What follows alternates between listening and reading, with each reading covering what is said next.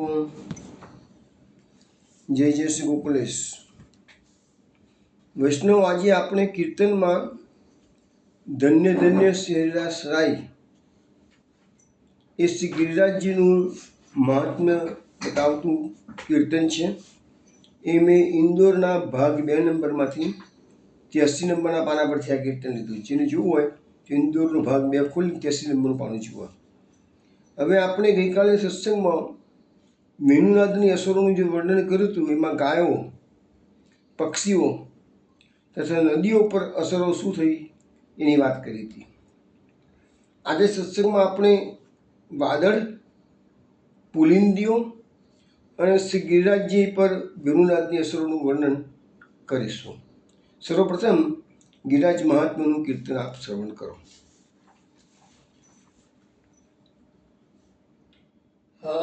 હરિદાસ રાઈ ધની ધની હરિદાસ રાઈ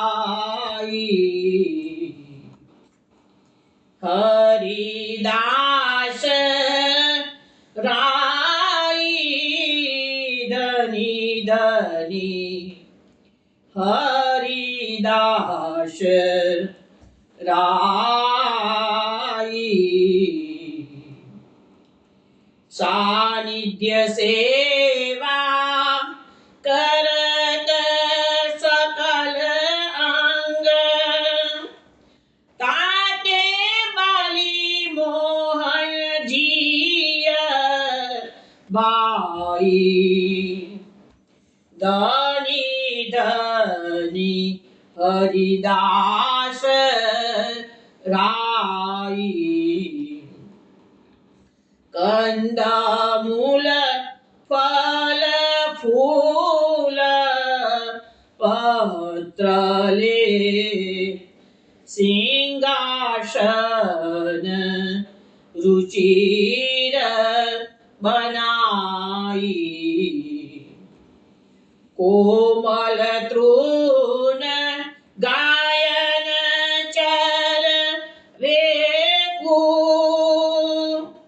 शीतल जल के झरना बहाई धनी धनी हरिदास राई विविध केली क्रीडत जू सखन संग छीनु उतरत छीनु चढ़त जुधाई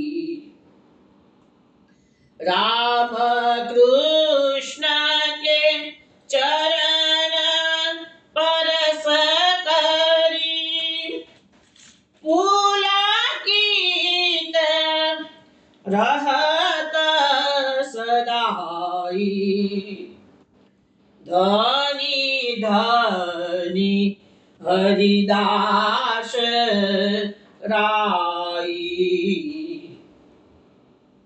इनको भाग कहाँ लग बरनो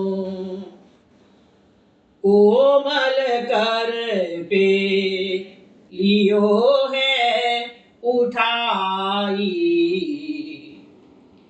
प्रेम मुदित वे कहत गोपिका तीन पर गोविंद बलि बलि जाई धनी धनी हरि दास राई धने धने हरि दास राई धने धने हरि दास राई।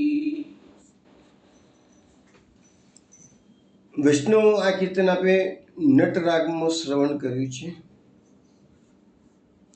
ગોવિંદ સ્વામી આ કીર્તનમાં શ્રી ગિરિરાજજીનું મહાત્મ્ય દર્શાવે છે. આજે સત્સંગમાં આપણે જે વેણુગીતની અસરોનું વર્ણન કરવાના છીએ, પર્ટિક્યુલરલી ગિરિરાજજી પર, એ જે વાત આ સત્સંગમાં એટલે ભાગવતમાં લખેલી છે, એ જ બધી વાતો ગોવિંદ સ્વામીએ આ કીર્તનમાં દર્શાવી છે. એટલે કે આપણે એ શ્લોક પછી જોઈશું, પહેલાં કીર્તન જોઈ લઈએ છીએ. ધની ધની હરિદાસ રાય.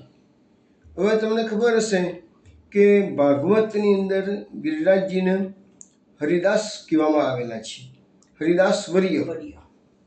કેમ કે બધા હરિભક્તોમાં પણ શ્રેષ્ઠ છે હરિદાસ વર્ય, એટલે એને ધન્ય કીધું છે. કેમ?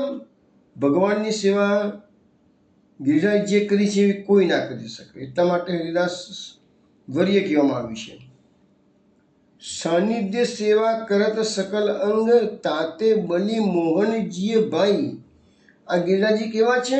પોતાના સકલ અંગથી ઠાકોરજીની સાનિધ્યમાં રહીને સેવા કરે છે. ભગવાન આખો દિવસ ગૌચારણ કરે છે, તો મોટે ભાગે ગિરિરાજજી પર જ બધી રમણ ક્રીડાઓ એમની થતી હોય છે, કંદરાઓમાં, બહાર બધે છે.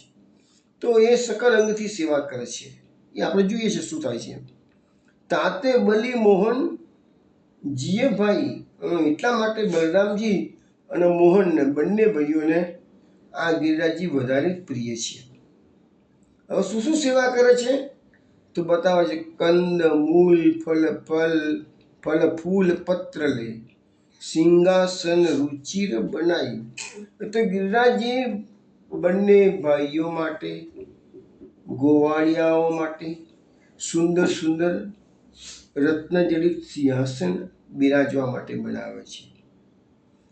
ભગવાન બિરાજી ગયા પછી ગિરિરાજજી સેવામાં કંદમૂળ અર્પણ કરે છે, ફળ ફૂલ પત્ર, આ બધી વસ્તુઓ ગિરિરાજજી ભગવાનને ભોગ માટે આરોગાવે છે. કોમલ તૃણ ગાયન ચરવી કો, ગાયો માટે શું સેવા કરે છે તો કુમળું કુમળું ઘાસ ગાયોને આપે છે.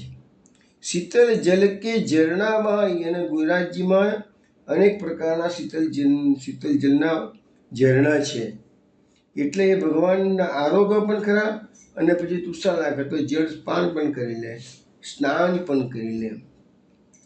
વિવિધ કેલી કિરણત જુ સખન સંગ. હવે આ ગિરિરાજજી પર આખો દિવસ ગૌચરણ કરતા ભગવાન પોતાના સખાઓ સાથે અનેક પ્રકારની ક્રીડાઓ કરે છે. છીનું ઉતરત છીનું ચઢટ જુધાઈ. હવે મસ્તી કરતા કરતા ઘડીમાં નીચે ઉતરે, ઘડીમાં ઉપર જાય, આવી બધી રમતો રમ્યા કરતા હોય ભગવાન આખો દિવસ. તો એ બધું જે ચરણ સ્પર્શનો પ્રમોદ ગિરિરાજજીને મળે છે, તો ગિરિરાજજી એનું હમણાં સત્સંગ આવશે જ કે ગિરિરાજજી એનાથી પુલકિત થઈ જાય છે. ભગવાનના ચરણ સ્પર્શનો આનંદ કેટલો! સાનિધ્ય સેવા કરત સકલ અંગ, એટલે એમને ભગવાનની ચરણ સેવા મળી છે. એને આખો દિવસ ભગવાનના કોમળ ચરણ, એમના પાદુકાજી વિનાના, એ સીધો સ્પર્શ મળી રહી શકે છે. રામ કૃષ્ણ કે ચરણ સ્પર્શ કરી પુલકિત રહત સદાય. આવી રીતે રામ અને કૃષ્ણ બંનેના ચરણ સ્પર્શ સદાય સવારથી સાંજ સુધી મળ્યા કરે છે, એટલે એ આનંદમાં અને આનંદમાં ગિરિરાજજી રહે છે, પુલકિત થઈ જાય છે. ઇનકો ભાગ કહા લગબરનો. અરે અત્યારે આ વર્ણન ગોપિકાઓ પોતાની સખીઓ સાથે વાત કરી રહી છે અને કે છે, અરે આ ગિરિરાજજીના ભાગ્યનું તમને કેટલું વર્ણન કરીએ કે છે. કોમલ કરપે લીઓ એ ઉઠાઈ. હવે એ લીલા પાછી અહીંયા 21માં અધ્યાયમાં આ લીલા નથી, આ 24માં અધ્યાય લીલા એ પાછી. એ કોમલ કરપે લીઓ ઉઠાઈ. ભગવાન જ્યારે ગિરિરાજ ધારણ કરશે ઇન્દ્રમાન ભંગની લીલા વખતે, તે વખતે 24, 25, 26 3 અધ્યાય છે ના, એ વખતે જોઈશું. પણ એ વસ્તુ ગોવિંદ સ્વામી અહીંયા ઇન્ડિકેટ કરે છે કે હવે લીલા આવી રહી છે એમ. તો કહે છે કે ગોપિકાઓ સખીઓને કહી રહી છે કે એનું ભાગ્યની કઈ વાત કરે કે અત્યારે ભગવાન પોતાના ચરણ સ્પર્શનો આનંદ તો આપી રહ્યા છે, પણ ગિરિરાજ ધારણ વખતે પોતાના કોમળ કોમળ કર સ્પર્શનો પણ આનંદ ગિરિરાજીને સતત 7 દિવસ સુધી મળવાનો છે. કોમળ कोमल कर पे लियो એ ઉઠાઈ. પ્રેમ મુદિતે વે કહતી ગોપિકા. ગોપિકા પોતાના સખ્યોને કહે છે ત્યારે એકદમ આનંદ થઈ જાય છે એમને કહેતા કે આ ગિરિરાજીના વખાણ કરતા કે ભાગ્ય તીન પર ગોવિંદ બલી લઈ જાય. અને ગોવિંદ સ્વામી કહે છે હું તો આ ગોપિકા હું અને આ કૃષ્ણ આ ગિરિરાજી આ બધા પર વારી જાઉં છું. શું ભગવાનની મારા ભગવાનની પ્રભુની લીલાઓ છે. હવે આ અહીંયા જે સિંહાસનની વાત કરીને વૈષ્ણવ તો યાદ આવશે તમને કે આપણે જ્યારે ગિરિરાજીની પરિક્રમા એટલે કે જ્યારે વ્રજ પરિક્રમાનો સત્સંગ ચાલતો હતો તે વખતે લગભગ મને ખ્યાલ છે ત્યાં સુધી આપણે ગિરિરાજજીના 7 દિવસ તો રહ્યા હતા. અને 7 દિવસનું ગિરિરાજજીનું વર્ણન મેં લગભગ 18 દિવસ સુધી કર્યું હતું. અને એમાં જ્યારે ગિરિરાજજીની પરિક્રમા આપણે 7 કોશી કરાવી હતી વિષ્ણુ અને માનસિક રીતે તે વખતે યાદ આવતું હોય તો યાદ કરી લો કે કુસુમ સરોવરથી આપણે બધા હરિના ગુણગાન ગાતા ગાતા ગિરિરાજન શ્રી તમારી શરણ ગિરિરાજન શ્રી તમારી શરણ એ બોલતા બોલતા આગળ વધ્યા હતા. થોડાક આગળ ગયા જમણા હાથે ગ્વાલ પોખરા હતા. ગાલ પોખરાની અંદર ગિરિરાજજીએ ઠાકોરજી માટે રત્નજડિત સિંહાસન તૈયાર કરેલા છે. ગોવાળિયાઓએ કનૈયાને કીધું કનૈયા તારા માટે તૈયાર કરે અમારા માટે કેમ નહીં? તો પ્રભુએ ગિરિરાજજીને આજ્ઞા કરી છે. ગિરિરાજજીએ બધા જ ગોવાળિયાઓ માટે રત્નજડિત સિંહાસન તૈયાર કર્યા. તો એ ગોવિંદ સ્વામી એ જ વાત કરી રહ્યા છીએ કે સિંહ કંદમૂળ ફળ ફૂલ પત્ર લે સિંહાસન રુચિર બનાવી. તો એ ભગવાનની આવી રીતે સેવા ગિરિરાજજીએ કરેલી છે. વૈષ્ણવો હવે આપણે વિષ્ણુનાથની અસરનું વર્ણન આગળનો શ્લોક જોઈએ છીએ.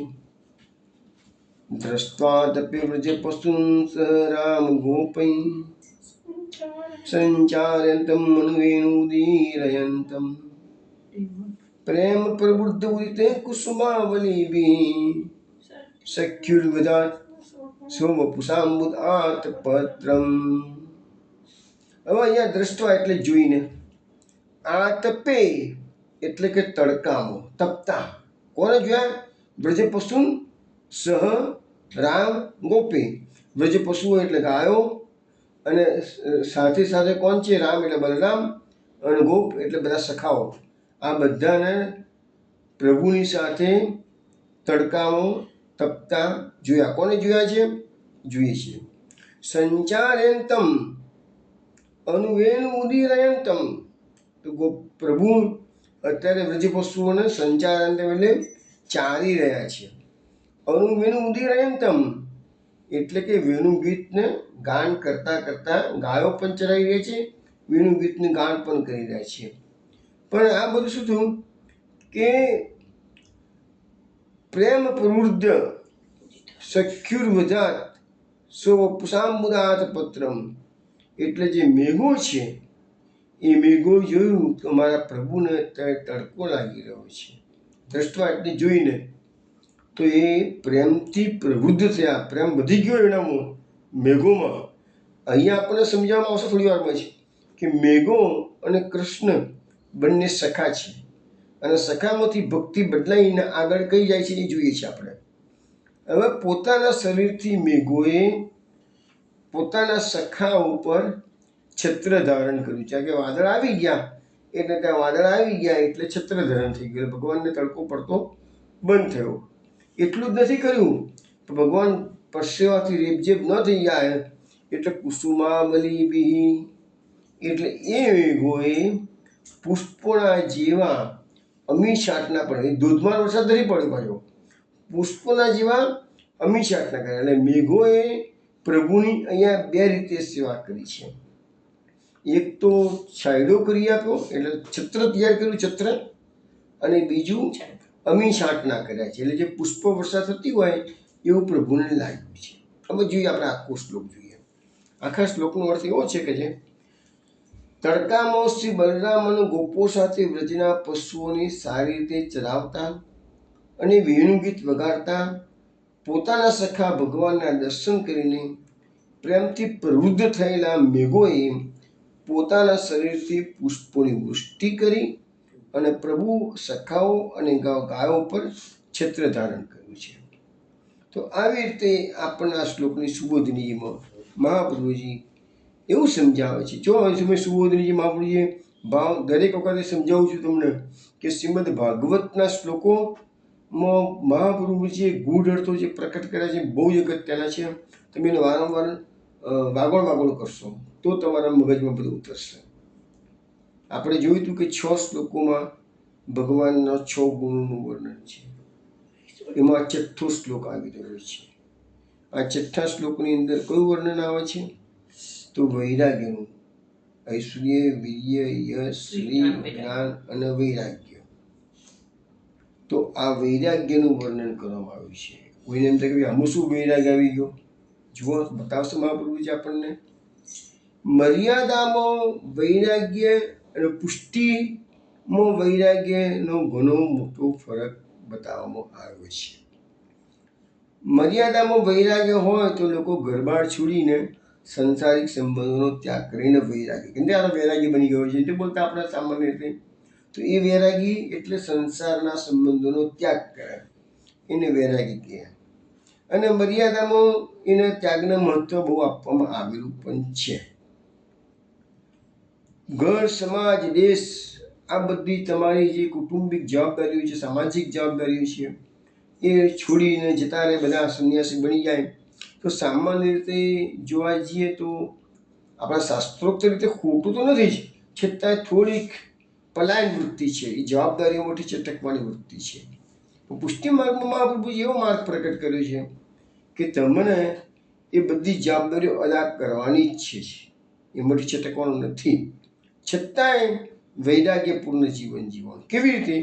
તો લખ્યું છે કે પુષ્ટિ માર્ગમાં વૈરાગ્યનો અર્થ મહાત્મ્ય જ્ઞાનપૂર્વક શ્રી ઠાકોરજીમાં સુધરસ નહીં. બસ જોઈ, આ પુષ્ટિ માર્ગે વૈરાગ, જો આ વસ્તુ તમને કોઈ જગ્યાએ સમજાવવા નહીં મળે. કોઈ પુષ્ટિ માર્ગ વૈરાગ કોને કહેવાય? ઠાકોરજીનું સંપૂર્ણ મહાત્મ્ય જ્ઞાન થવું જોઈએ. કૃષ્ણ કોણ છે, કૃષ્ણ તત્વ શું છે એ સમજવાનું પહેલા. અને સેકન્ડ સ્ટેજમાં ભગવાન પ્રત્યેનો શુદ્ધ સ્નેહ. એ શુદ્ધ સ્નેહ તો ઘણી વાર સમજાવી ચૂક્યો છું કે શુદ્ધ સ્નેહ એટલે શું? નંદ કિશોર હમારો ઠાકુર ઓર જગત સબ ફીકો. સંસારમાં રહેવાનું, પણ સંસારમાં આસક્તિ રહિત થઈને રહેવાનું છે. અને પ્રેમ એકમાત્ર કૃષ્ણને કરવાનો છે. અને એ જ આ પુષ્ટિ માર્ગે વૈરાગ છે. જો તમને સંસાર થોડો ઘણો પણ 1-2% પણ ગમવા લાગ્યો તો માનજો તમે વૈરાગ નથી. પુષ્ટિ માર્ગની ભાષામાં વૈરાગ નથી, કારણ કે તમે ભગવાનના પ્રેમમાં ભાગ પડાવ્યો છે એમ કહેવાશે. પછી હવે અહીંયા પુષ્ટિ માર્ગની બીજી વ્યાખ્યા મહાપ્રભુજી આગળ આપી છે કે એમાં વૈરાગ્યમાં બીજું શું કીધું છે? હવે આપણો વૈરાગ પહેલામાં લોકો સંસાર છોડી જતા રહે, રૂપિયા, પૈસા, ઘર બાર, ઘર, સ્ત્રી, પુત્ર, ઘર બધું છોડી દે. પુષ્ટિ માર્ગ વૈરાગમાં છોડવાનું છે, ચોક્કસ છોડવાનું છે. પણ કેવી રીતે છોડવાનું છે? તો સર્વસ્વનું સમર્પણ ઠાકોરજીના ચરણોમાં કરી દીધું, જેને આપણે આત્મનિવેદન કહીએ છીએ. બ્રહ્મ સંબંધ લીધે દીક્ષા, તે વખતે આપણે એ જ વખતે વૈરાગ્ય ધારણ કરી દીધું. પ્રભુ મારું કશું જ નથી, જે છે સ્ત્રી, પુત્ર, ઘર બાર, આનો પરલોક આત્મા સહિત સમર્પણ કરું છું, દાસ છું, શ્રી કૃષ્ણ ઉતારું છું. એ જે બોલીએ છીએ ને એ આપણું વૈરાગ્યનું પ્રતીક છે. તો એ સર્વસ્વનું આત્મનિવેદન એ જ પુષ્ટિ માર્ગ વૈષ્ણવ. જોયું, પહેલા લોકો સંન્યાસીઓ પણ ઘર બાર ત્યાગ કરીને જાય છે, તો વૈષ્ણવ ઘરમાં રહી ઘર સેવા નિભાવવા માટે એ સર્વસ્વનો ત્યાગ કરીને ઠાકોરજીને આત્મનિવેદન કરે છે. બંનેમાં ત્યાગ છે, પણ બંનેમાં ત્યાગનો કેટલો મોટો ફરક છે એ તમે સમજી શકશો વૈષ્ણવ આમાંથી. બીજી વસ્તુ હજુ મહાપ્રભુજી આગળ આપણને સમજાવે છે કે સ્વસુખનો વિચાર તત્સુખમાં પરિવર્તન થાય. હવે જે સંન્યાસીઓ ઘરબાર છોડી અને જંગલમાં જઈને તપસ્યા કરે છે, ભિક્ષાંદેહી મૈયાના કરે છે, તો એ વૈરાગી થઈ ગયા છે કે, પણ એ બધું શેના માટે છે? પોતાના ઉદ્ધાર માટે, પોતાના સુખ માટે. પુષ્ટિ માર્ગમાં આવું નથી. પુષ્ટિ માર્ગમાં સ્વસુખનો ત્યાગ અને પ્રભુના સુખનું પ્રભુ જ આપણું સર્વસ્વ છે. પ્રભુનું મારો ઘરમાં મારો કૃષ્ણ સુખેથી બિરાજ. જે જશોદાજીની ભાવના હતી, ગોપિકાઓની ભાવના હતી કે મારો કૃષ્ણ સદાય સુખમાં રહે. તો એ પુષ્ટિ માર્ગ છે. તો એ સ્વસુખનો ત્યાગ કરી અને પ્રભુના સુખનો વિચાર કરવાનો. જોયું, પેલા સંન્યાસીઓ વૈરાગી કહેવાય, પણ એ લોકો જે ઘર-બાર ત્યાગ કરે છે પોતાના ઉદ્ધાર માટે, પોતાના સુખ માટે. જ્યારે અહીંયા જે વૈષ્ણવો ત્યાગ કરે છે, આત્મનિવેદન કરે છે, પ્રભુ સેવા કરે છે, એ પ્રભુના સુખ માટે, નહીં કે પોતાના ઉદ્ધાર માટે. આ ડિફરન્સ મહાપુરુષે સુબોધજીમાં વૈરાગ્યના અર્થઘટન કરતાં કરતાં આપણને સમજાવવામાં આવેલું છે. બીજી વસ્તુ કે મહાપુરુષજીએ બતાવેલો જે અષ્ટાંગ સેવાનો જે પ્રકાર છે એ એક રીતે જોવા જઈએ તો વૈરાગ્યનું પ્રતીક જ છે. કેમ? વૈષ્ણવ સતત કૃષ્ણના સુખ માટે વિચારશીલ રહે છે. મારો લાલો જાગશે હમણાં, એને ભૂખ લાગશે, બાળક છે માગશે, તો મારે એના માટે નવું ભોગ તૈયાર રાખવા જ પડશે. તો તમે ઉઠી વહેલા તૈયાર કરી અને લાલો ઉઠી જાય એ પહેલાં તમારે તૈયાર કરીને એના માટેની જે જરૂરી હોય એ તમે તૈયારી કરશો તો આ પુષ્ટિ માર્ગમાં આ બધી વસ્તુઓ શીખે છે. અને મંગળ ભોગ સિદ્ધ કરીને રાખવાનો, ઠાકોરજીને જગાડવાના. પછી આપણે થોડા વખત પહેલાં એક શ્લોક જોયો હતો, વૈષ્ણવ યાદ કરો બરાબર. એમાં 2 શબ્દો પર બહુ હાઇલાઇટ મેં કર્યું હતું, યથા કામમ યથા કાલમ. પુષ્ટિ માર્ગમાં આ 2 વસ્તુ બહુ અગત્યની છે. જશોદાજીનો લાલો જ્યારે ગૌચારણ કરીને ઘરે પધારે ત્યારે જશોદાજી એના માટે બધી જ તે આજે લાલો થાકી પાકીને આવ્યો હશે, આખો દાડો ગાયો ચારવા ગયો છે, થાકી પાકીને આવ્યો હશે, આવ્યો એટલે ભૂખ્યો થઈ ગયો હશે, એટલે એના માટે સુંદર સુંદર સ્વાદિષ્ટ વ્યંજનો તૈયાર કરીને જશોદાજી રાખે છે. લાલાને હવે યથા કામમ ને યથા લાલમ. યથા કામ એટલે ઠાકોરજીને જે વસ્તુની જરૂરત હોય, એમને જે ઈચ્છા થતી હોય, એમને સુખ થતું હોય એ વસ્તુ કરીને યથા કામમ કહેવાય. યથા કાલમ એટલે ઋતુએ સમયે ઠાકોરજીને જે પ્રકારે રૂચતું હોય એ પ્રકારની વસ્તુ ત્યારે કરે. ઉનાળો હોય તો શીતળ સ્નાનથી પણ સ્નાન કરાવે, અને શીતકાલ હોય તો ગરમ પાણીથી સ્નાન કરાવવામાં આવે. તો એ બધું યથા કાલમમાં આવે છે. એ પ્રકારે વસ્ત્રો, એ પ્રમાણે શૃંગાર બધું બદલાતું રહે છે. જો પુષ્ટિ માર્ગની સેવામાં આ 2 વસ્તુ વારંવાર મેં તમને સમજાવી પણ છે પહેલાં, યથા કામ યથા કાલમ. આ ભાગવતના 2 શબ્દો છે અને મહાપુરુષજીએ પુષ્ટિ માર્ગમાં એને એપ્લિકેબલ કરેલા છે. તો અહીંયા બતાવવામાં આવે છે કે ઠાકોરજીને જગાડવાનો હોય, મંગળ ભોગીને પેલા તૈયાર કરી રાખવાનો હોય, પછી હળવે હાથે કેસરયુક્ત સુવાતા જળમાં સામળિયાને સ્નાન કરાવે છે વૈષ્ણવો. તો ઋતુને અનુકૂળ હોય એ પ્રમાણે સામગ્રી સિદ્ધ કરે છે. શીતકાળની સામગ્રી જુદી હોય, ઉષ્ણકાળની સામગ્રી જુદી હોય. ઇવન તમે અત્યારને બધું છે એ બધું બદલાતું રહે. વસ્ત્ર, સેવા, સાજ સજાવટ બધું જ બદલાતું રહેતું હોય છે. હવે પછી વૈષ્ણવોનું બીજું શું છે, કોઈ જગ્યાએ ગયા હોઈએ, કોઈ નવી વસ્તુ તમે જોશો એટલે તમને તમારા લાલાને ગમશે, લાવા લાલાને લીધું. આજે આપણે એમને ફરવા જઈએ તો આપણું છોકરું ઘેરે મૂકીને ગયા તો આપણે નહીં કહેતા ચલો આપણે જઈએ, છોકરું માગશે કે ડેડી મારા માટે શું લાવ્યા છો, કહેશે કે નહીં, જોબ પરથી ઘેર જાય તો રસ્તામાંથી 1-2 વસ્તુ પણ લઈને જશે પોતાના બાળક માટે. તો એવું વૈષ્ણવના જીવનમાં પણ એ વસ્તુ આવશે કે હું ઘેર જઈશ તો મારો લાલો કહેશે કે મારા માટે શું લાવ્યા છો વૈષ્ણવ. તો એને અમારે જે સિઝનમાં જે ફળાદી આવે તો પહેલું આવે તેમ થાય કે ભાઈ અમારા લાલાને પહેલાં અંગીકાર કરાવી દઈએ છે. તો એ વસ્તુ વૈષ્ણવોના મનમાં સતત એ ભાવ છે કે મારા ઘરમાં ઠાકોરજી બિરાજે છે, એ પૂરા સુખેથી બિરાજે, એને કોઈ કષ્ટ ન પડે, એ તત્સુખની ભાવના છે. એ પુષ્ટિ માર્ગનું વૈરાગ્ય છે. અને આ હૃદયમાં આ પ્રકારના અનુરાગ આવે અને એની પરમ સીમા જે આવશે એ જ આપણું પ્રેમ, આસક્તિ અને છેલ્લે વ્યસન છે. તો આવી રીતે આ જે શ્લોક આપણને સમજાવવામાં આવ્યો છે એમાં હવે આપણે આ પુષ્ટિ માર્ગની રીતે વૈરાગ્યની વાત થઈ. મહાપ્રભુજી કહે છે એ પ્રમાણે આ શ્લોકમાં વૈરાગ્યનું નિરૂપણ કરવામાં આવ્યું છે. કેવી રીતે હવે એ સમજીએ. તો આ મેઘો છે એ ઠાકોરજીની જોડે સખ્ય ભક્તિ છે એમની. શરૂઆતમાં કઈ ભક્તિ છે? સખ્ય ભક્તિ છે. જો આત્મનિવેદન ભક્તિ કરી નથી, હવે કરશે. સખ્ય ભક્તિ કેમ કીધી છે? તો લાલાના જેવો જ સ્વભાવ મેઘોનો છે. મેઘો પણ લોકો ઉપર ઉપકાર કરે છે, જે લાલો પણ વૈષ્ણવ પર સદા ભક્તોના કાર્યો કરતો હોય. પછી મેઘોનું પણ નીલ ઘનશ્યામ શરીર છે, લાલાનું પણ ઘનશ્યામ શરીર છે. પછી મેઘો પણ લોકોને જીવનદાન આપે છે. જ્યારે લોકો ટ્રાયમાં પોકારી ગયા હોય ત્યારે મેઘો જલવર્ષા કરીને જીવનદાન આપે છે. એવી રીતે લાલો પણ આશ્રયદાતાઓને જીવનદાન આપે છે. તો આ 3 ગુણો લાલામાં અને મેઘોમાં સમાન છે, માટે એમની સખ્ય ભક્તિ થઈ ગઈ કહેવાય. પરંતુ હવે આ મેઘો સખ્ય ભક્તિથી આગળ વધીને આત્મનિવેદન ભક્તિ સુધી પહોંચવાના છે. કેવી રીતે?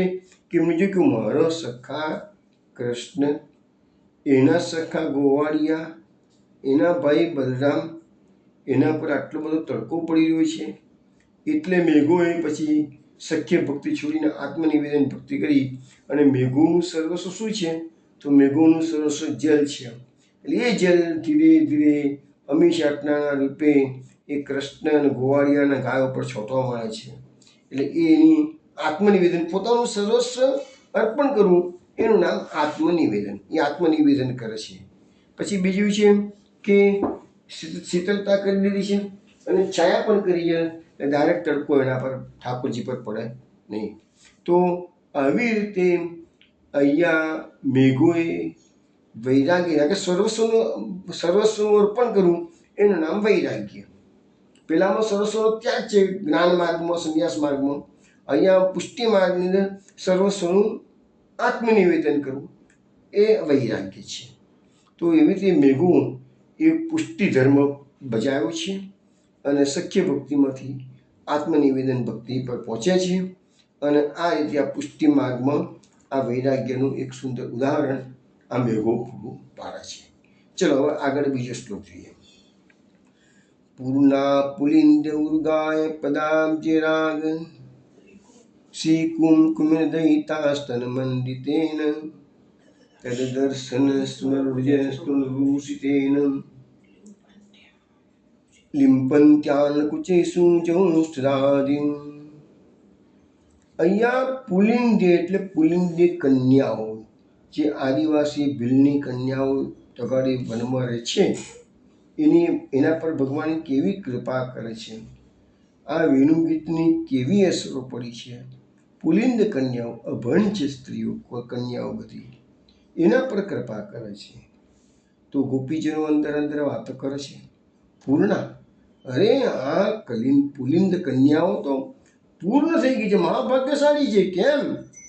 ઉર્ગા. જો અહીંયા ભગવાનનું કયું નામ આવે છે? ઉર્ગાય. હું તમને કહું છું ને, વ્યાસ મહર્ષિએ દરેક શ્લોકમાં ભગવાનના નામ સિલેક્ટ કરીને મૂક્યા છે, આડેધડ નથી મૂક્યા.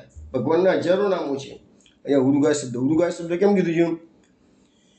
કે ઉરુભી ગીયતે ઉર્ગા, એટલે મહાનુભાવો પણ જેમના યશોગાન ગાય છે એવા ભગવાન, જેના યશોગાન બધા જ કરતા હોય છે, એને ઉરુગાય કહેવાય છે. કે છે તો એ ઉરુગાય પદાબ્જે રાગ, ભગવાનના ચરણ કમળનો રાગ એટલે ભગવાનના ચરણ કમળની રજ.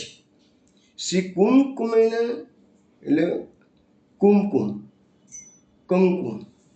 દયિતા સ્તન મંડિતેન એટલે સ્તન મંડિતેન એટલે પોતાના સ્તન ઉપર અને પોતાના મુખ ઉપર એ લગાવે છે. કોણ? પુલિંદીઓ.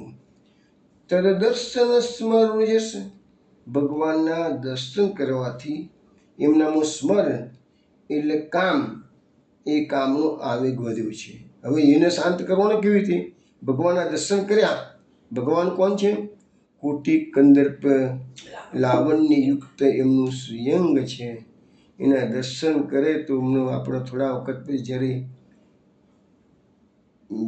ભ્રમણ ગીત લઈશું ત્યારે એક શ્લોક એવો આવશે, એની અંદર છે, પ્રભુ તમને જોયા પછી આ ત્રણેય લોકોમાં એવી કઈ સ્ત્રી છે કે જે ચંચળ ના બની જાય. ભગવાનનું સ્વરૂપ તમે જુઓ, કરોડો કામદેવ અને શર્માદેવનું સ્વરૂપ છે. તો બીજા તો ભીલડીઓ છે, બિચારી કન્યાઓ છે, એ ભગવાનના સ્વરૂપમાં આસક્ત થાય એમાં નવાઈની વાત છે. તદર્શન સ્વર રુજે એનામાં કામનો આવેગ આવે છે કે તૃણ ઋષિ તેને લિંપંત્ય આનંદ કુચેસુ જવું સ્તદાધિમ. હવે એને આવી રીતે ભગવાનનો સ્વરૂપના દર્શન કર્યા એટલે ભગવાનને મળવાની તાલાવેલી જાગી છે, પણ એ તો એના નસીબમાં નથી એ વસ્તુ.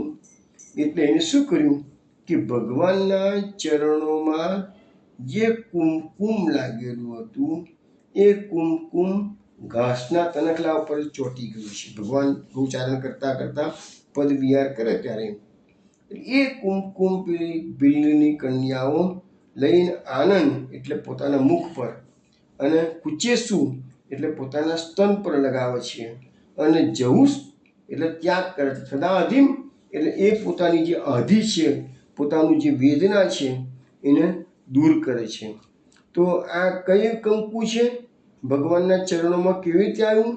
તો શ્રી કુમકુમેને તો જે લક્ષ્મીજી છે એના સ્તન પર જે કંકુ લાગેલું છે, કસ્તુરી કેસ આપણે બધું કેસર ને બધું લાગેલું છે, એવો લેપ લગાવેલો છે લક્ષ્મીજીએ, અને ભગવાને એ લક્ષ્મીજીના સ્તન પર એમની પાછી વેદનાને શાંત કરવા માટે પોતાનો ચરણ કમળ રાખ્યા છે. એ લક્ષ્મીજીના સ્તન પરનું કુમકુમ ભગવાનના ચરણોમાં લાગ્યું.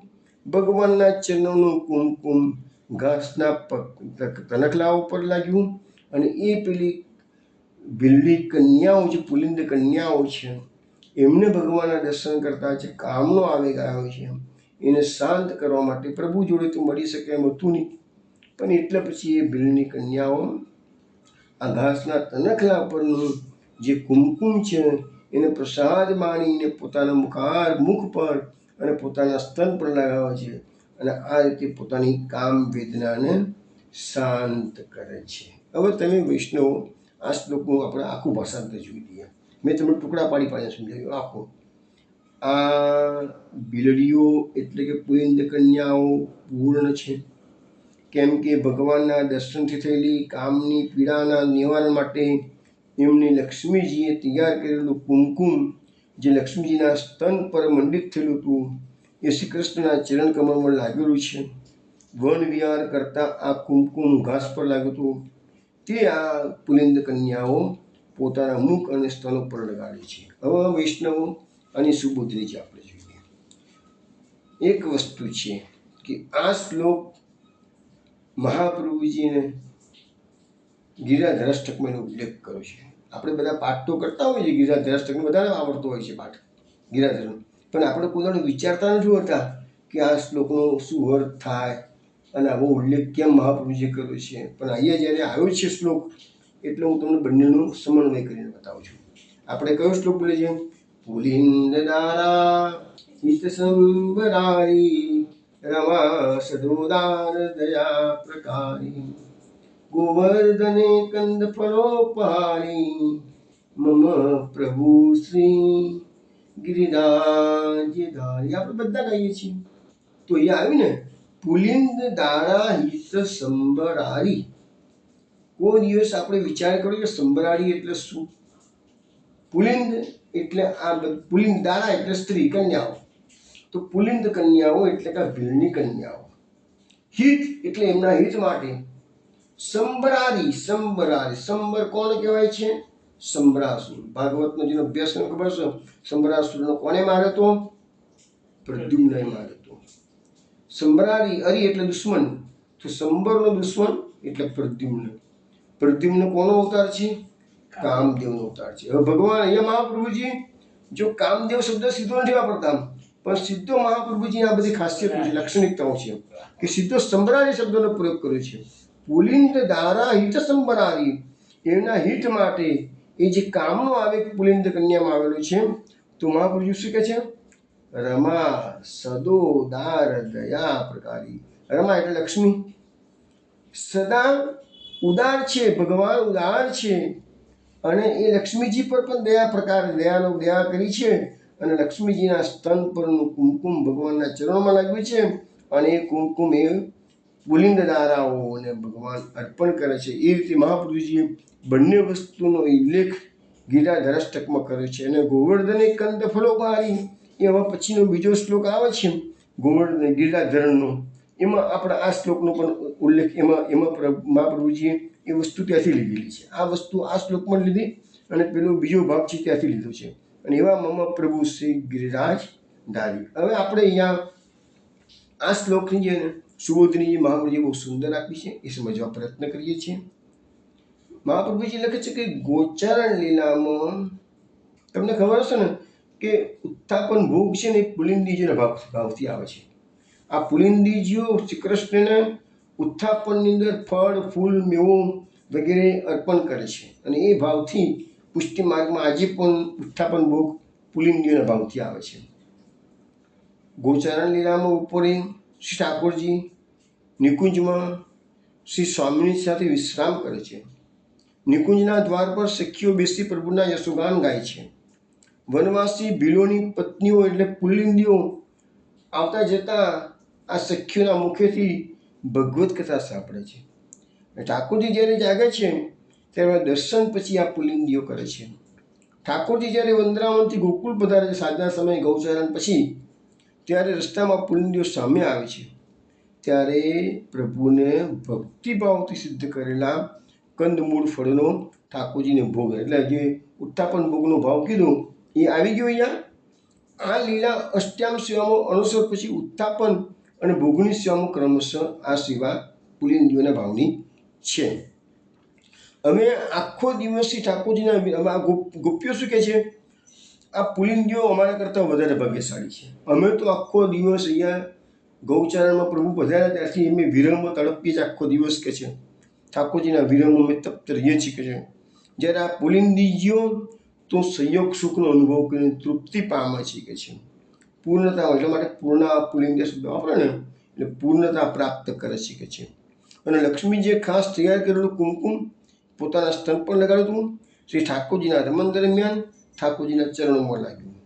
ઠાકોરજી ગોચરણ માટે વંદરાળમાં ખુલ્લા ચરનાર બિંદે ફરે છે ત્યારે કુમકુમ ઘાસના તનાકડા પર લાગ્યું. પુલિંદીએ આ કુમકુમ સહેજની ઠાકોરજીના ચરણની રજ પોતાના સ્તન અને મુખ પર લગાડી અને એ રીતે એમનો જે કામ ભાવ ઉદ્દીપ્ત થયો હતો એને શાંત કર્યું છે. ગોપીજનો એમ માને છે કે ઠાકોરજીએ પુલિંદીઓ સાથે પણ રમણ કર્યું છે કે છે. એટલે રમણ આ ઇનડાયરેક્ટલી, સીધું રમણ નથી કર્યું, પણ અહીંયા ભગવત પ્રાપ્તિની પૂર્ણતા છે. કારણ કે ચરણારવિંદની પ્રાપ્તિ, ચરણારવિંદની સેવા જે પુલિંદીઓને રજ પ્રાપ્ત થઈ છે, જે બહુ જ દુર્લભ છે ભગવાનના ચરણારવિંદની રજ. એટલે આ લાભ ગોપીજનો કહે છે અમને નથી મળ્યો, તો પુલિંદીઓને મળ્યું છે. માટે અમે તો અપૂર્ણ છીએ અને પુલિંદીઓ પૂર્ણ છે કે છે. તો આવી રીતે અહીંયા આપણને આ શ્લોકમાં સમજાવવામાં આવ્યું છે. હવે ઠાકોરજીના લક્ષ્મીજીના ચરણો પરનું જે કુમકુમ, લક્ષ્મીજીના સ્તન પરનું કુમકુમ ઠાકોરજીના ચરણોમાં કેવી રીતે આવ્યું, તો એના માટેનો ગોપી ગીતનો એક શ્લોક તમે યાદ કરો વૈષ્ણવ. યત્તે સુજાત ચરણાંબુરુમ સ્તનેષુ બીતાસને પ્રિયદતિ મયી કર્કશેષુ. એમાં ગોપીજનો શું કહે છે કૃષ્ણ ભગવાનને, એ પ્રભુ તમારા ચરણ કમળ આટલા બધા કોમળ છે અને અમારું વક્ષસ્થળ એકદમ કઠણ છે કે છે. તો અમે અમારી હૃદયની વેદનાને શાંત કરવા માટે બીતા બીતા ધીરે ધીરે તમારા ચરણ કમળ અમારા સ્તન પર પધરાવી છે. કારણ તમારા ચરણ કમળ પીડા પામતા હશે, એનાથી અમે દુઃખી થઈ જઈએ છીએ. એટલે કામ વેદના, હૃદયની વેદના જે છે એને શાંત કરવા માટે ભગવાન ગોપીજનોના વક્ષસ્થળ પર પોતાના ચરણ પધરાવે છે. એવી રીતે લક્ષ્મીજીના વક્ષસ્થળ પર ચરણ પધરાવી એની વેદનાને શાંત કરી અને અલ્ટિમેટલી એ બધી વેદનાઓ પુલિંદ કન્યાઓની પણ શાંત થાય છે. હવે આપણે ગિરિરાજજીની સેવા ધનુગીતની અસરો એની વાત કરીએ. જે શ્લોક આવી ગયો છે, હંતાય મદ્રિરબલારિદાસ વર્યો યદ રામ કૃષ્ણ ચરણ સ્પર્શ પ્રમોદ માનમ તનોતિ સ ગો ગણયોસ્તયત પાણી સુયવસ કંદર કંદ મૂલય. અહીં હંત એટલે કે બહુ ખેદની વાત છે એમ કહે છે. હવે ગોપીજનો આનંદથી બધું વર્ણન તો કરે છે, પણ અહીંયા છેલ્લા શ્લોકમાં, છેલ્લો શ્લોક નથી, હજુ એક બાકી છે, પણ અહીંયા છેલ્લા શ્લોકોમાં હંત ખેદની વાત છે કે છે. શું કહે છે કે અબલા, અબલા એટલે શું? પોતાની સખીઓ છે, સ્ત્રીઓ છે, એને કહે છે અબલા. અબલા હરિદાસ વર્યો. જો હવે ગિરિરાજજીનું જે ખરું સ્વરૂપ છે ને ખબર હશે, ગિરિરાજ લીલામાં થોડા વખત આવશે જ, પણ ગિરિરાજજીના બે સ્વરૂપ છે, એક હરિદાસ અને બીજું ભગવત સ્વરૂપ પણ છે.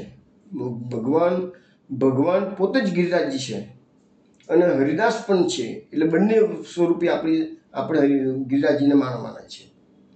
હરિદાસ વર્ય શબ્દનો પ્રયોગ આ શ્લોકમાં કરવામાં આવ્યો છે. વર્ય એટલે શ્રેષ્ઠ. હરિદાસ એટલે વ્રજભક્તોમાં શ્રેષ્ઠ કોણ છે? વ્રજભક્તો તો બધા ઘણા છે. વ્રજભક્તોમાં શ્રેષ્ઠ કોણ છે? હરિદાસ. અને વૈષ્ણવમાં શ્રેષ્ઠ કોણ છે? તો શંકર ભગવાન. શંકર ભગવાનથી મોટો કોઈ વૈષ્ણવ નથી. શંકર ભગવાન મહાવૈષ્ણવ છે. શંકર ભગવાન એટલે તો વ્રજમાં વાસ કરે છે કાયમ માટે. ગોપેશ્વર મહાદેવ આજે પણ વૃંદાવનમાં છે.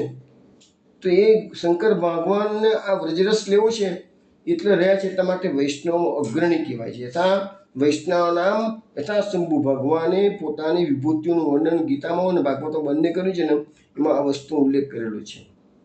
એટલે હરિદાસ વર્ય શ્રી ગિરિરાજજી. હવે તમને કોઈ એક મંત્ર ઘણા માણસીઓ આપતા હોય છે, હરિદાસ વર્ય શ્રી ગિરિરાજ શ્રી ગોવર્ધનાય નમઃ. જ્યારે ગિરિરાજજીની પરિક્રમા કરતા હોય ત્યારે મોટા ભાગે લોકો તો ગિરિરાજ ધરણશ્રી તમાસન, ગિરિરાજ ધરણશ્રી તમાસન એ જ મંત્ર બોલતા હોય છે, પણ ઘણા આ પણ બોલે છે, હરિદાસ વર્ય શ્રી ગિરિરાજ શ્રી ગોવર્ધનાય નમઃ. તો હરિદાસોમાં શ્રેષ્ઠ, વ્રજભક્તોમાં શ્રેષ્ઠ એવા શ્રી ગિરિરાજ અને શ્રી ગોવર્ધનને અમે નમસ્કાર કરીએ છીએ. હવે અહીંયા ગોપીજનો કહે છે કે હે અબલાઓ, આ બહુ ખેદની વાત છે.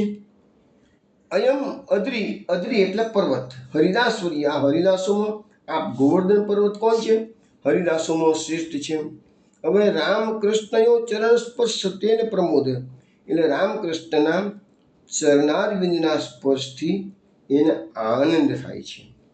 કારણ કે સહ ગો ગણ્યો સ્તર, એટલે કે ગો એટલે ગાયો અને ગણ્યો એટલે એમના મિત્રો સહિત એ બે ભાઈઓની કહે છે.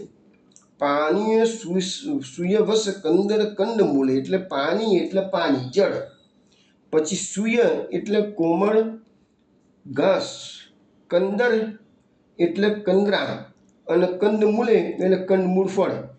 તો માનવ તનોતી એટલે સત્કાર કરે છે. આજે હરિદાસ સેવા કરે છે ભગવાનની. કેવી સેવા કરે છે? તો 4 વસ્તુથી સેવા કરે છે, પાણીથી, કોમળ ઘાસથી, કંદરાથી અને કંદમૂળ ફળ વગેરેથી. પ્રભુ 4 રીતે. અને ગાયોની સેવા કરે છે, ઘાસથી કરે છે. બપોરે આરામ માટે કંદરાનો પ્રયોગ કરવામાં આવે, કંદરા વાપરવામાં આવે છે. ભગવાને નિકુંજ લીલાઓ કરવાની છે એના માટે બી કંદરાઓ હોય છે. અને ભગવાનને જ્યારે બી ભૂખ લાગે તે વખતે કંદમૂળ ફળ તગાડવાનું છે.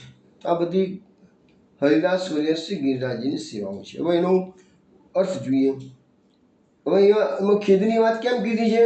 તો આ ગિરિરાજજીનો મહાભાગ્ય છે, જ્યારે અમે તો એનાથી દૂર છીએ, નથી ગિરિરાજજીનું સાનિધ્ય ભોગવતા, નથી કૃષ્ણનું સાનિધ્ય ભોગવતા, તો અમે અમારા ઘરબારમાં ફસાયેલા છીએ, એટલા માટે ખેદ વ્યક્ત કરે છે. બાકી કંઈ ઈર્ષાવૃત્તિ નથી. ધ્યાન રાખજો પાછા વૈષ્ણવ, ખોટું અર્થઘટન ના કરશો. એમને હરિદાસ વર્ય શ્રેષ્ઠ છે, કેટલું મહાભાગ્ય છે. પુલિન કન્યાનું કેટલું મહાભાગ્ય છે, આનું કેટલું મહાભાગ્ય છે, જ્યારે અમારું ભાગ્ય નથી. અમે તો ઘરમાં બેઠા છીએ અને તડપીએ છીએ કૃષ્ણ માટે કે છે.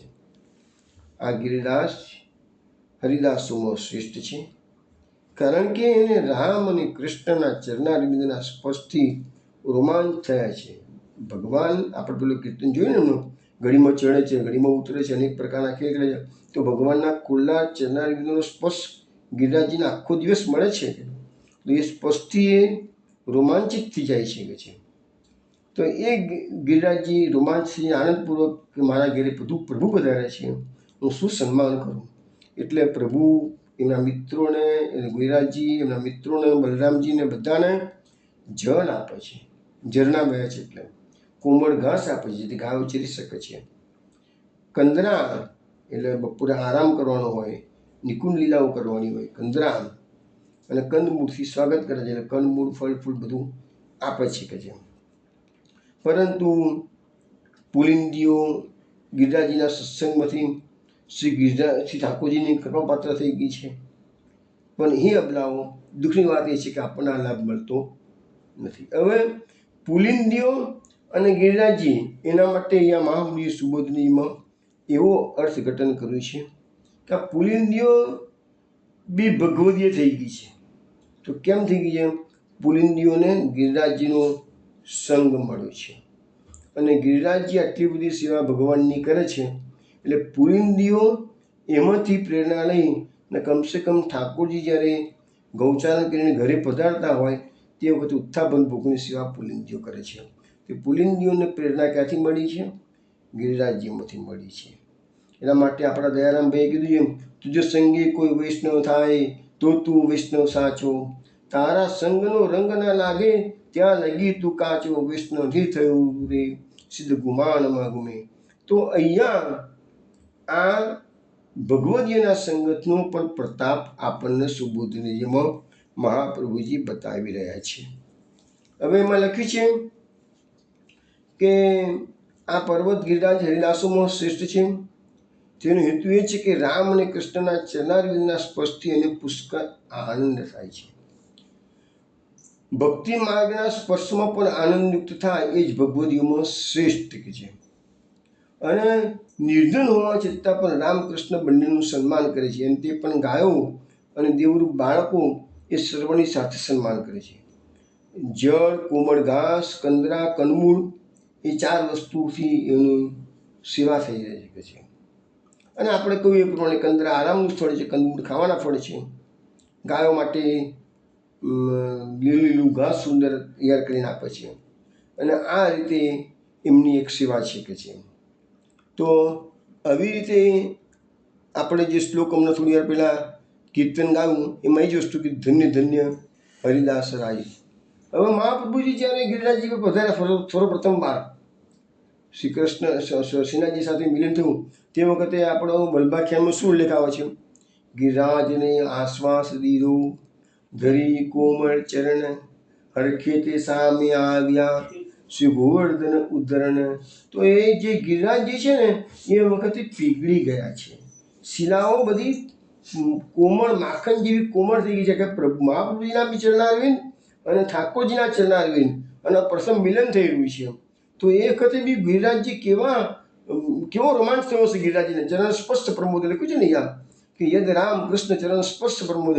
તો અહીંયા મહાપ્રભુજી અને શ્રીનાથજી બાવાના ચરણ સ્પર્શનો પ્રમોદ ગિરિરાજજીને એવો થયો છે કે એકદમ કોમળ થઈને પીગળી ગયા. જે પીગળેલી શિલાઓ આજે પણ આપણને દર્શન થાય છે.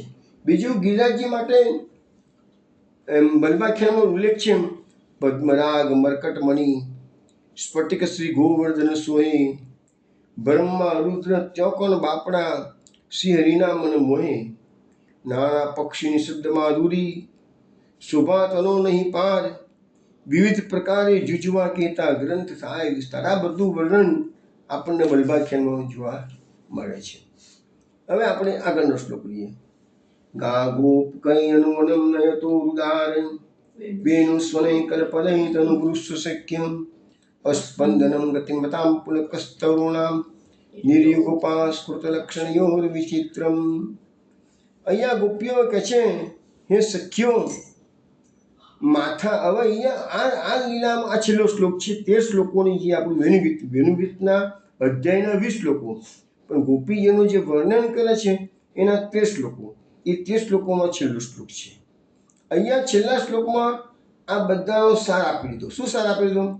કે ભગવાનનું સ્વરૂપ કેવું છે. હવે જો આપણે દર વખત જોઈએ છીએ કે ભગવાનનું સ્વરૂપ ભલે એના જ છે ઠાકોરજી તો, પણ છતાંય દરેક વખતે સ્વરૂપના દર્શન અલગ રીતે કરે છે ભગવાન. ગોપીજનોને કરાવે છે. અહીંયા શું દર્શન કરાય છે? ભગવાનના માથા ઉપર નોંધના બાંધે. નોંધના એટલે કોણ? ગાયોને જ્યારે ગૌદોહન કરે ને કારણ પગમાં જે એમના ચરણોમાં જે રસ્સી બાંધવામાં આવે ને દોરીઓ, એને નોંધના કહે છે. એ ભગવાન પોતાના માથામાં વીંટાળેલા છે. અને ખભા પર સિક્કાઓ ભેરવડા. તમને આ વર્ણન આખા ભાગવતમાં કોઈ જગ્યા જોવા નહીં મળે કે ભગવાનના ખભે સિક્કાઓ છે અને માથામાં નુધનાના દોરડા બાંધેલા છે. અને એવા ભગવાન આ બંને સાથે એક વનમાંથી બીજા વનમાં ગાયો ચરાવતા ફરે છે. ત્યારે વેણુના ઉદાર રવોથી એટલે વેણુવાદથી અવ્યક્ત પદોથી હવે એની અસરો ટૂંકામાં કહે છે ગોપીજનો કે અસ્પંદનમ ગતિમતામ પુલકસ્તરુણામ, એટલે કે જે ગતિવાળા જીવો છે એ સ્તંભિત થઈ ગયા છે અને જે સ્થિર થઈ ગયા છે જીવો એ રોમાંચિત થઈ જાય છે કે છે. અને આ તો મોટા મોટી ભગવાનની અદ્ભુત લીલા છે કે છે. આપણે કયા એવા જીવો છે જે ગતિવાળા છે અને સ્થિર છે? તો નદીઓ ગાય માટે વહેતી હોય, ગાયો ચરતી હોય, પક્ષીઓ ઉડતા હોય, બધા સ્થિર. આપણે જોયું ને બધામાં ગાયો, નદીઓ, પક્ષીઓ બધા સ્થિર થઈ ગયા. એટલે અસ્પંદનમ ગતિમતામ શબ્દ એના એપ્લિકેબલ થાય છે, બરાબર છે. અને પુલકસ્તરુણામ એટલે ગિરિરાજી પુલકિત થઈ જાય છે. વૃક્ષો ગિરિરાજી એક જ જગ્યાએ છે, વૃક્ષો એક જ જગ્યાએ છે, એટલે સ્થિર જગ્યાએ છે બધા. પણ એ બધા કેવા પુલકિત છે, એટલે પુલકસ તરુણામ શબ્દ વાપરાયો છે એ બંને માટે, ગિરિરાજી અને. તો આવી બધી અસરો આ થઈ ગઈ છે. પણ હવે અહીંયા ગોપીજનોએ એનું આ વેણુ ગીતનું આ એક વાક્યની અંદર જ કે અસ્પંદન ગતિમતામ પુલકસ્તરુણામ, ગતિવાળા જીવો સ્થિર થઈ ગયા અને સ્થિર જીવો જે સ્થાવર જંગમ જીવો હતા એ પુલકિત થયા. હવે છેલ્લો શ્લોક સુખદેવજી બોલે છે, એવં વિદા ભગવતો યા વંદ્રાવનચારિણ વર્ણયંતો મિથો ગોપ્ય ક્રીડાસ્તન્મયતામયો. એમ કે છે કે વંદ્રાવનમાં વિહાર કરતા ભગવાનની એ પ્રમાણે ક્રીડાઓનું પરસ્પર વર્ણન કરતા ગોપીજનો તન્મય થઈ ગયા છે. સુખદેવજી ઉપસંહાર કરતા કહે છે કે જે દિવસના સમયે ગૌચરણ માટે પ્રભુ પધારે છે ત્યારે એમના વિરહમાં તપ્ત ગોપીજનો પોતાના જેવી જ આસક્તિવાળી અન્ય સમાન સ્વભાવવાળી સખીઓ સાથે ઠાકોરજીની વિવિધ લીલાઓનું વર્ણન કરી અને પોતાની હૃદયની વેદના વિરહનો તાપનું શમન કરે છે. મહાપ્રભુજી સુબોધનીજીમાં લખે છે, શ્રી ઠાકોરજી તો આવી તો લીલાઓ કરોડો કરોડો છે કે છે. આ લીલાઓનું વર્ણન કરતા કરતા ગોપીજનો પણ લીલામય થઈ જાય છે, ક્રીડામય થઈ જાય છે. એમાં મહાપ્રભુજી સમજાવે છે કે જે વિષયમાં આપણી આસક્તિ હોય એનો તમે વારંવાર વિચાર કરશો અને એ તમે વારંવાર વિચાર કરશો તો તમે એનામય થઈ જશો. પેલા ગોપીજનો માટે નંદાસજી કીધેલું છે ને, કે છે કે ભૃંગી ભજે તે ભૃંગી હોય નહીં અચરજ બળ, કૃષ્ણ પ્રેમ તે કૃષ્ણ હોય, ભૃંગી ભજે તે ભૃંગી હોય એક કીટ માજડ, કૃષ્ણ પ્રેમ તે કૃષ્ણ હોય નહીં અચરજ બળ. તો એ વસ્તુ અહીંયા મહાપૂજ આપણને સમજાવી રહ્યા છે કે જે તમે કોઈ પણ વ્યક્તિને પોતાનો ટેસ્ટ કરવો તો કરી લેવાનું કે નવરાશા સમયમાં શું ચિંતન તમે કરો છો એ તમારી સાચી પ્રકૃતિ. તમને સંસાર ગમે છે કે કૃષ્ણ ગમે છે, શું ગમે છે? નવરાશા સમયે જે વ્યક્તિ જે વસ્તુનું ચિંતન કરતી હોય એ એનો ખરો શોખ કે એનો સ્વભાવ કહેવાય. તો એ કૃષ્ણનું ચિંતન જો તમારા હૃદયમાં અહર્નિશ રહેતું હોય તો માનજો કે તમને ખરેખર કૃષ્ણ માટેનો પ્રેમ થયેલો છે. અને તમે કરવા ખાતર સેવા કરતા હો અને કરવા ખાતર સત્સંગ કરતા હો અને બાકીના સમયમાં તમારું દુનિયાભરની આસક્તિઓમાંથી ઊંચા ના થતા હોય તો માની લેજો કે આપણે દૂધમાં ઘીમાં બંનેમાં પગ રાખેલો છે. તો મહાપ્રભુજી આપણને એક ટેસ્ટ એક આપે છે કે જે વિષયમાં જેની આસક્તિ હોય એના જ વિચારો એને વારંવાર આવે અને એના વિચારો આવે એટલે એના મય એ વ્યક્તિ બની જાય છે. એટલા માટે રાસપિંજય આવશે ત્યારે એક શ્લોક સમજાવીશું તમને.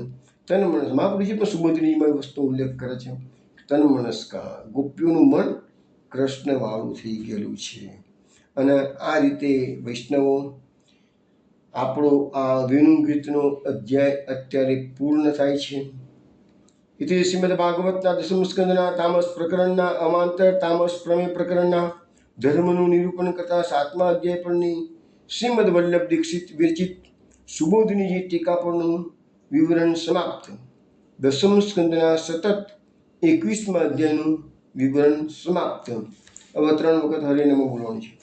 હરે નમઃ, હરે નમઃ, હરે નમઃ. વૈષ્ણવ, આપણું જે ચતુર્ભિષ્ચ બોલીએ છીએ એમાં બીજું ચતુર્ભિષ્ચ છે એનું તામસ પ્રમાણ પ્રકરણ પેલા જેવું. અત્યારે આપણું તામસ પ્રમેય પ્રકરણ પણ પૂરું થઈ ગયું છે. હવે આવતીકાલે આપણે તામસ સાધન પ્રકરણ શરૂઆત કરીશું. સૌથી પહેલાં પેલું જે આવશે એ 22મો અધ્યાય, એટલે એમાં ચિરહરણ લીલા આવશે. હવે હજુ આપણા આ અધ્યાયની થોડીક વાત સમય છે તો થોડીક વાત કરી લઈએ. કે એક તો વસ્તુ એવી છે કે આપણે દરેક વખતે દશમ સ્કંદની અનુક્રમણિકા પણ જોઈએ છીએ. તો મહાપ્રભુજીએ જે દશમ સ્કંદની અનુક્રમણિકા તૈયાર કરી છે સુરદાસજી, પરમાનંદાસ વગેરે માટે, એમાં 68 શ્લોકોમાં આખો દશમ સ્કંદ ભરી દીધો છે. તો અહીંયા આ જે 21મો અધ્યાય છે વેણુગીત, એના માટે મહાપ્રભુજીએ બે શબ્દો મૂક્યા છે, ગોપીનામ વચનામૃતમ. બસ મહાપ્રભુજીની લાક્ષણિકતાઓ બધી છે. ગોપીનામ વચનામૃતમ તમે શબ્દ બોલો એટલે મહાપ્રભુજીની કૃપાથી તમને આખું વેણુગીતનો તમે પાઠ કર્યા બરાબર છે. કારણ કે દશમ સ્કંદની અનુક્રમણિકા સુરદાસજીને આટલું સંભળાવ્યું 68 શ્લોકો, તો આખી ભગવાનની લીલાઓ એમના હૃદયમાં અવૃત થઈ ગઈ હતી. તો આ એક વાત છે. હવે બીજું, આપણો જે સત્સંગ તો ભલે દશમ સ્કંદ આપણે પૂરેપૂરો લીધો છે, પણ આપણો સત્સંગ તો ઓરિજિનલી જે છે પુરુષોત્તમ સહસ્ત્રનામનો. હવે આ અધ્યાય આપણે પૂરો કર્યો છે, એમાં મહાપ્રભુજીએ પુરુષોત્તમ સહસ્ત્રનામના 2 નામો પ્રકટ કર્યા છે. એક નામ પ્રકટ કર્યું છે ગોપી કામ પ્રબોધક, બીજું નામ પ્રકટ કર્યું છે ગોપી રત્ન સ્તુતા શેષ વેણુ વાદ્ય વિશારદ. ગોપી કામ પ્રબોધક મીન્સ આ અધ્યાયની સ્ટાર્ટિંગમાં પણ સમજાવેલું, ફરીથી સમજાવી દઉં છું. ગોપી કામ પ્રબોધક શબ્દ મહાપ્રભુજીએ કેમ પ્રયોગ કર્યો છે? તો ગોપીઓમાં કામનો ઉદય કરનાર. તો આપણે પેલો કયો શ્લોક આવ્યો હતો? તદવ્રજ સ્ત્રી આશ્રુત્ય વેણુ ગીતમ સ્મરોદયમ કાચિત પ્રોક્ષ કૃષ્ણસ્ય સખીભ્યો વર્ણયન. તો એ આવ્યું ને, તો એમાં વેણુ ગીતમ સ્મરોદયમ શબ્દ આવ્યો. સ્મરોદયમ એટલે સ્મર એટલે કામ, અને ઉદય થયો, કામ જાગૃત થયો. તો વેણુ ગીતના કારણે ગોપીજનોમાં કામ પ્રબોધ થયું, માટે મહાપ્રભુજીએ નામ પ્રકટ કર્યું ગોપી કામ પ્રબોધકમ. હવે બીજું નામ મહાપ્રભુજીએ પુરુષોત્તમ સહસ્ત્રનામમાં મૂક્યું છે ગોપી રત્ન સ્તુતાશેષ વેણુ વાદ્ય વિશારદ. હવે ભગવાન કેવા છે? વેણુ વાદન કરવામાં વિશારદ છે. ભગવાનથી સુંદર વેણુ કોઈ વગાડી શકે નહીં. પણ આ વેણુ વાદ્ય વિશારદ છે, એવા ભગવાનના આ વેણુનું અસરોનું વર્ણન ગોપીજનોએ એવા રત્નો જેવા સ્તુતિઓ કરી છે. રત્નો જેવી સ્તુતિઓ જે વેણુના વર્ણનની કરી છે, એ વેણુમાં જે વિશારદ છે એવા ભગવાન, એવું નામ છે. એટલે આ નામ જે મહાપ્રભુજીએ પ્રકટ કર્યું છે એમાં આખા ગોપી ગીતના બધા શ્લોકો આવી જાય છે. હવે આપણે ત્રિવિધના નામાવલીમાં પણ મહાપ્રભુજીએ જે નામો પ્રકટ કર્યા છે એના પર એક નજર નાખી લઈએ. મહાપ્રભુજીએ નામ પ્રકટ કર્યું છે સર્વ ઋતુ ક્રીડા વિલાસાય નમઃ. એટલે સર્વ ઋતુઓની કીડાઓનો વિલાસ કરનાર શ્રી કૃષ્ણને નમસ્કાર હો, એવું કહે છે. હવે સર્વ ઋતુઓનો રાજા તો વસંત છે, અને મહાપ્રભુજી ભાગવતમાં વેણુગીતનું વર્ણન આવે છે એ તો શરદ ઋતુમાં છે.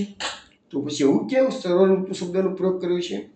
તો વસ્તુ એવી છે કે આપણા આ જ સ્તોત્રમાં, આ વેણુગીતમાં જ ભગવાન માટે શબ્દ વાપરે છે મધુપતિ. મધુપતિ એટલે વસંતના પતિ. એટલે આ શરદ ઋતુમાં પણ ભગવાનને આ લીલા કરવાની છે, અને શરદ ઋતુમાં પણ એમને વસંતનું વાતાવરણ ક્રિએટ કરેલું છે. માટે શરદ ઋતુ, વસંત ઋતુ, અને બંને ઋતુઓમાં શ્રેષ્ઠ છે બધી ઋતુઓમાં. અને એટલે અહીંયા મહાપ્રભુજી પ્રયોગ કરે છે સર્વ ઋતુ ક્રીડા વિલાસાય નમઃ. એટલે બધી ઋતુઓનું મુખ્યત્વે શરદ અને વસંત બંને અંદર આવી જાય છે. અને એ શબ્દ તમારે જે શ્લોકો છે કુસુમિત વનરાજી સુસ્મી ભૃંગ, એ જે શ્લોકો છે એમાં આનો ઉલ્લેખ જોવા મળે છે. પછી નામ પ્રકટ કર્યું મહાપ્રભુજી ગોકુલ ચારુ વિચિત્ર ચરિત્રાય નમઃ. તો હવે જો તમે વિચાર કરો કે ગોપી વેણુ ગીતના 20 શ્લોકોમાં એક પણ શ્લોકમાં ગોકુળ શબ્દનો પ્રયોગ ભાગવતકારે કર્યો જ નથી. છતાંય મહાપ્રભુજી ગોકુળ ચારુ વિચિત્ર ચરિત્રાય નમઃ એવો શબ્દનો પ્રયોગ કેમ કર્યો છે? તો ગોકુળનો અર્થ અહીંયા આપણને એવો કરવાનો છે કે વૃંદાવન કે વ્રજ. આમ જોવા જઈએ તો વ્રજની ભૂમિ એ જ વૃંદાવન અને એ જ ભગવાનનું ગોકુળ છે. પણ આપણે બધા અત્યારે જોઈએ કે આ ગોકુળ છે, આ મથુરા છે, આ વૃંદાવન છે, પણ સમગ્ર વ્રજમંડળને ગોકુળ કહેવાય, સમગ્ર વ્રજમંડળને વૃંદાવન કહેવાય. એટલામાં આપણે જે પ્રયોગ કર્યો છે ગોકુળ ચારુ. ચારુ એટલે સુંદર, વિચિત્ર એટલે આશ્ચર્યકારક, અને એવું ચરિત્રનું ભગવાને આચરણ કરીને બતાવ્યું છે. એવા ભગવાનને અમે નમસ્કાર કરીએ છીએ. પછી શબ્દ આવ્યો છે ગોપિકા ધૈર્ય વિમોચક વેણુ નાદાય નમઃ. હવે ગોપિકાના ધૈર્યને પણ, ધૈર્ય એટલે ધીરજ, ધીરજને પણ ઘટાડી દે ભગવાન, વિમોચન કરી દે એવો વેણુનાદ ભગવાને આજે કરેલું છે. તો એ કયો શ્લોક છે? તો નાસ્કન સ્મર વેગેને વિક્ષિપ્ત મનસુન રૂપે, એ જે શ્લોક આવે છે એની અંદર આવું છે કે ગોપીજનો ભગવાનના વેણુ ગીતનું વર્ણન કરવા તો ગયા, પણ નાસ્કન સ્મર વેગેને એટલો બધો ભગવાનની લીલાઓ એમને યાદ આવી ગઈ અને સ્મરનો વેગ એટલો બધો થઈ ગયો કે એ લોકો વર્ણન કરી શક્યા નથી. તો એના માટે આ નામ પ્રકટ કરવામાં આવ્યું છે. પછી નામ પ્રકટ કરવામાં આવ્યું છે ગોપિકા નયન પાનેક પાત્રાય નમઃ. તો ગોપીના જે નયનો છે, આંખો છે, એને પાન કરવાનું એકમાત્ર પાત્ર છે. એટલે ગોપીનો નયનોનું શું પાન કરવાનું છે? કૃષ્ણના મુખારવિંદ, કૃષ્ણના દર્શન, એ સિવાય ગોપીનો બીજા કશામાં રસ નથી. તો ગોપિકાઓના નયનનું જે પાન કરવાનું મુખ્ય પાત્ર છે એવા ભગવાનને અમે નમસ્કાર કરીએ છીએ. હવે આ શ્લોક કયા પછી લીધો છે મહાપ્રભુજીએ? તો અક્ષરવતામ ફલમિદમ ન પરમ વિદામ, એ આપણે કહીએ છીએ ને. તો અક્ષરવતામ એટલે આંખોનું આ જ ફળ છે, અમારી આંખોનું, અમારી ઇન્દ્રિયોનું આ જ પરમ ફળ. નાન્ય પરમ વિદામ, અમે બીજું કોઈ ફળ જાણતા નથી એવું ગોપિકાઓ કહે છે. ગોપિકાઓને આ વક્ત્રમ બંનેના મુખારવિંદનું પાન કરવામાં રસ પડે છે, એ રસ કશામાં નથી. માટે મહાપ્રભુજી નામ પ્રકટ કર્યું ગોપિકા નયન પાનિક પાત્રાય નમઃ. પછી નામ આવ્યું શ્રુતિરૂપ ગોપિકા વર્ણિત નિખિલ ગુણાય નમઃ. તો શ્રુતિરૂપ, હવે આ ગોપિકાઓએ જે વર્ણન કર્યું છે એ બધી કઈ છે? શ્રુતિઓએ વર્ણન કર્યું છે. એટલે કઈ છે? અન્ય પૂર્વાઓએ વર્ણન કર્યું છે. હવે આપણે આવતીકાલથી આપણે ચિરલીલામાં જોવાનું છું કે ચિરલીલાઓ કોની કઈ ગોપિકાઓ છે? એમાં બધી કુમારિકાઓ છે. અત્યારે કુમારિકાઓ નથી, આ બધી અન્ય પૂર્વા છે, શ્રુતિરૂપા છે. એટલે મહાપ્રભુજી નામ પ્રકટ કર્યું શ્રુતિરૂપ ગોપિકા વર્ણિત નિખિલ ગુણાય નમઃ. તો શ્રુતિરૂપી જે ગોપિકાઓ છે એને આખું આ વર્ણન કર્યું છે. એટલે એક નામની અંદર 13 શ્લોક ગોપી ગીત વેણુ ગીતના આવી ગયા. માટે મહાપ્રભુજી નામ પ્રકટ કર્યું છે. હવે આપણે એકદમ ટૂંકામાં તમને કહી દઉં થોડું કે વેણુ ગીતના કુલ 20 શ્લોકો, તેમાં ગોપિકાઓએ જે વર્ણન કર્યું છે એ 13 શ્લોકો છે. એમાં પહેલો શ્લોક છે અક્ષરવતામ ઇદમ ફલમ. તો એમાં ઇન્દ્રિયોનું આ જ ફળ છે, એટલે એમાં મહાપ્રભુજી કહે છે સંયોગનું વર્ણન બતાવે છે. બીજો શ્લોક છે ચ્યુત પ્રવાલ વાળો શ્લોક આવે છે. એમાં લખે છે રંગી યથા નટવર કોચ ગાય માનો. તો એમાં ગોપીઓના વિપ્રયોગનું વર્ણન છે, કારણ કે ભગવાન ચોગાડે પધારે છે પણ અહીંયા ગોપિકાઓ તો ઘરે બેઠા છે, એટલે વિપ્રયોગની વાત આવે છે. પછી ગોપ્યમાં ચરદમ કુશલમ સ્મે વેણુ, એ શ્લોક આવ્યો છે ત્રીજો. તો એની અંદર વેણુના પૂર્યનનું કામ કરેલું છે. એટલે કે છે કે એ બી ગોપી ગીતનો એના વેણુની શું અસરો છે એની વાત આવી. પછી વંદનાવનમ સખી બહુ વિતનોથી કીર્તિ, તેમાં સ્વચ્છદ પાદ ગમનની વાત આવે છે.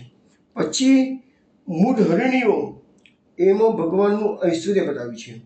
પછી દેવાંગનાઓ, એમાં વીર્ય બતાવ્યું. ગાયો અને વાછડા, એમાં યશ બતાવ્યું.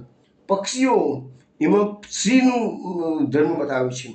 પછી નદી, એ જ્ઞાન બતાવ્યું છે. અને છેલ્લે વાદળા આજે વાત કરી, એમાં વૈરાગ્ય ધર્મનું નિરૂપણ કરેલું છે. પછી પુલિંદીઓ અને ગિરિરાજી, આ બંને ભગવાનના ભક્તો છે, એટલે ભક્તિની પ્રતિષ્ઠા મહાપ્રભુજી એમાં પ્રકટ કરવામાં આવેલી છે. અને છેલ્લો 13મો શ્લોક આપણે જોયો, અસ્પદન ગતિમતામ પુલક તરુણામ, તેમાં જળમાં ચેતનનો ધર્મ અને ચેતનમાં જળનો ધર્મ પ્રકટ કરવામાં આવ્યો છે. આ રીતે વૈષ્ણવ ભગવાનની કૃપાથી વેણુ ગીતનું વર્ણન અહીંયા પૂરું કર્યું છે. દરેક વૈષ્ણવને વિનંતી છે કે આને વાગોળતા રહેજો. આ જ જીવનનું, જેવી રીતે અક્ષરમતા એનું ફલમ કહે છે, આખુંનું આ પરમફળ છે, એવી રીતે આપણા જીવનનું પણ પરમફળ આ વેણુનાદ એ જ સર્વશ્રેષ્ઠ ભગવાનની બધી લીલાઓમાં સર્વશ્રેષ્ઠ લીલા છે એ બંસરી વાદન છે. ચલો વૈષ્ણવ, જય જય શ્રી ગોકુલેશ, જય શ્રી કૃષ્ણ. કાલે આપણે ચિરહરણ લીલા માટે રાત્રે 8 વાગે મળીશું.